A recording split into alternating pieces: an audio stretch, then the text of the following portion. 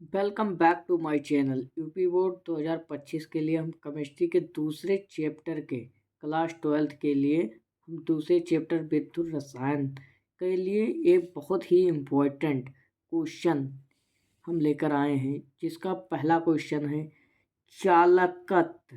चालकत्व क्या होता है? तो ये 2020 में, 22 में, 23 में, 2024 में और 25 में पूछी जाने की संभावना अधिक है, इसलिए हम इसको बहुत ही इम्पोर्टेंट में रखे हुए हैं।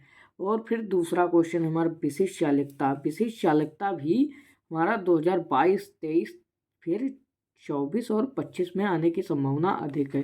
फिर तीसरा क्वेश्चन है हमारा कोललाउस का नियम। कोललाउस का नियम आप लोग सभी जानते होंगे कि कितना ही इम्पोर्टेंट है। कोललाउस का नियम हर साल हर सेट में पूछा जाता है, इसलिए ये बहुत ही इम्पोर्टेंट है। यह नियम बहुत ही इम्पोर्टेंट है। फिर आते हैं हम चौथे क्वेश्चन पे। चौथा क्वेश्चन हमारा फैराडे का विद्युत अपघटन का प्रथम नियम और द्वितीय नियम। प्रथम नियम और द्वितीय नियम भी बहुत ही इम्पोर्टेंट क्वेश्चन है, जो पेपर में हर बार हर सेट में पूछा जाता है। तो फिर हमारा पांचवा क्वेश्चन है हमारा विद्युत रासायनिक श्रेणी। विद्युत रासायनिक श्रेणी और इसकी विशेषताएं हर बार पेपर में पूछा जाता है। ये 2020 में भी पूछा गया था, 22 में भी, 23 में भी और 24 में और 25 में पूछे जाने की संभावना अधिक है, इसलिए इसको इम्पोर्टेंट में रखा गया है। यह आपका सभी इम्पोर्टेंट है, लेकिन छठवां क्वेश्चन जो है हमारा मानक इलेक्ट्रोड विभव है। मानक इलेक्ट्रोड विभव जो होता है ये भी बहुत ही इम्पोर्टेंट क्वेश्चन है जो 2025 बोर्ड के लिए बहुत ही इम्पोर्टेंट क्वेश्चन है। इसको कभी कभी इसका समीकरण पूछ लेता है, तो इसलिए हम आज इसका समीकरण भी बताने वाले हैं, जो बहुत ही इम्पोर्टेंट है। मानक इलेक्ट्रोड विभव का समीकरण पूछे तो हम पहला क्वेश्चन देखते हैं विद्युत रासायनिक चैप्टर का। जो है पहला क्वेश्चन है हमारा चालकत्व। चालकत्व जब किसी पदार्थ में आसानी से विद्युत धारा प्रवाहित हो जाता है, आसानी से विद्युत धारा प्रवाहित हो जाता है और वह पदार्थ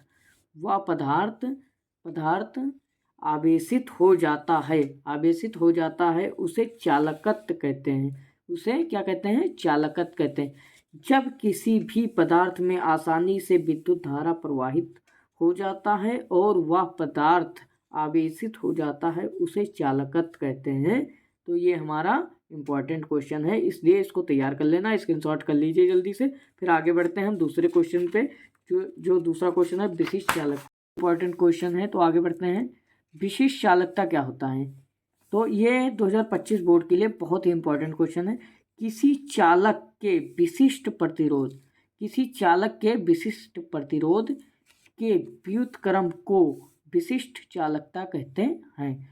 किसी चालक के विशिष्ट प्रतिरोध के व्युत्क्रम को विशिष्ट प्रतिरोध कहते हैं। इसका मात्रक होता है ओम-1 सेमी-1 है। इसका मात्रक ओम-1 सेमी-1 होता है और इसे हम के से व्यक्त करते हैं। इसे किससे व्यक्त करते हैं? इसे हम के से व्यक्त करते हैं, जिसको विशेष चालकता का मात्रक के से व्यक्त किया जाता है। इसका मात्रक है ओम-1 सेमी-1। ये आपको अच्छी तरीके से तैयार कर लेना है, क्योंकि ये बहुत ही इम्पोर्टेंट क्वेश्चन है।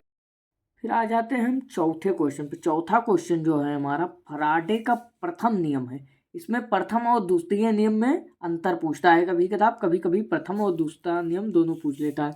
तो प्रथम नियम पर देखते हैं अब हम आकर। विद्युत अपघटन की प्रक्रिया में किसी इलेक्ट्रोड विशेष पर मुक्त पदार्थ का द्रव्यमान विलयन में प्रवाहित कुल आवेश के समानुपाती होता है। एक बार फिर से दोहराते हैं। विद्युत अपघटन की प्रक्रिया में किसी इलेक्ट्रोड विशेष पर मुक्त पदार्थ का द्रव्यमान विलयन में प्रवाहित कुल आवेश के समानुपाती होता है, उसे हम प्रथम नियम कहते हैं। अब दूसरा नियम हम देख लेते हैं। दूसरा नियम बहुत इंपॉर्टेंट है, क्योंकि ये बहुत साल पेपर में आया है। फिर आ जाते हैं दूसरे नियम पर।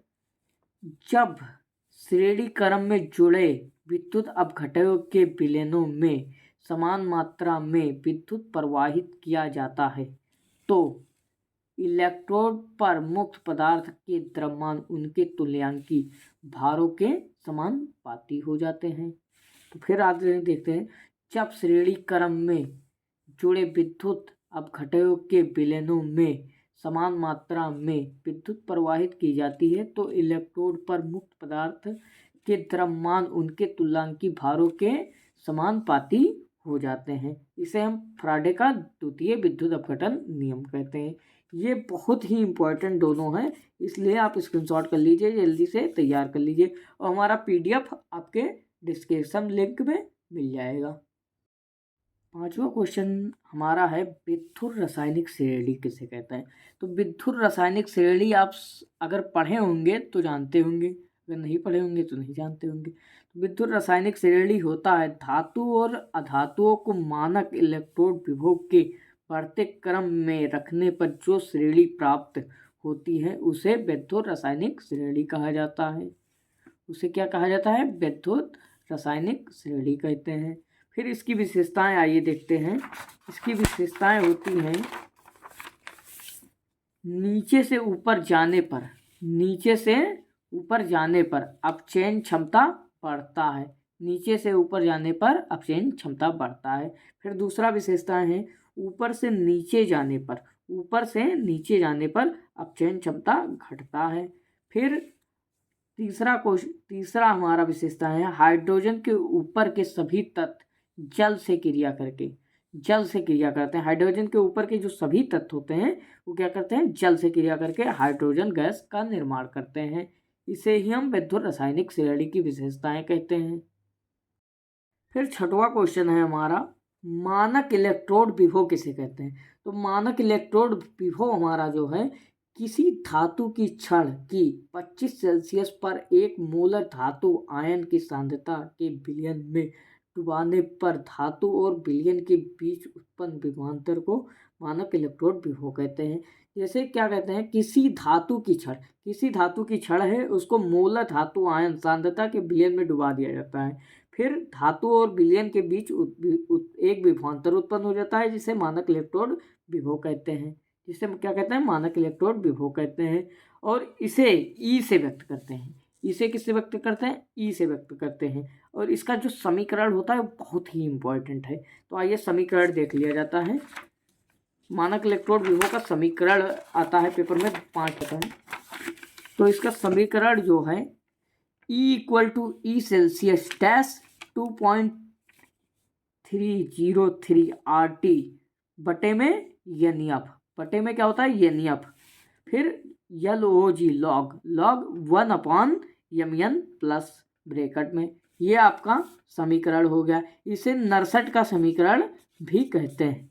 इसे क्या कहते हैं? नरसट का समीकरण भी कहते हैं और मानक इलेक्ट्रोड विभव के समीकरण कहते हैं। इसलिए बहुत ही इंपॉर्टेंट क्वेश्चन है। और हमारे पीडीएफ के लिए आपको डिस्क्रिप्शन लिंक में मिल जाएगा।